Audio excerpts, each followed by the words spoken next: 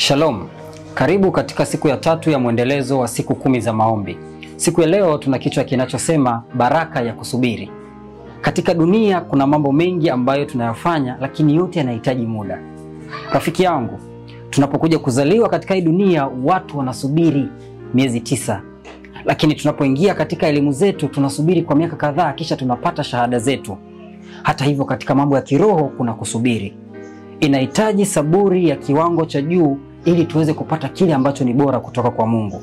Ninakualika, tunapokuwa tukienda katika mianzo ya huu mwaka, tutengeneze moyo wenye subra ndani yake.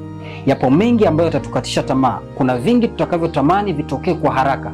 Lakini Biblia katika kitabu cha Zaburi sura ya 46 mstari wa 10 anatuambia, acheni muone kuwa mimi ni Mungu.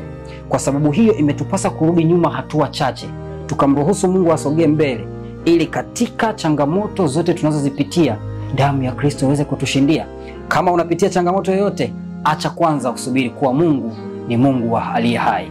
Kama kuna kitu ambacho kinakutatanisha katika familia, acha kwanza mruhusu Mungu awe mbele yako ili ukatambue nguvu yake inayoshinda nguvu zote. Endelea kubarikiwa nasi, jumuika nasi katika maombi. Barikiwa.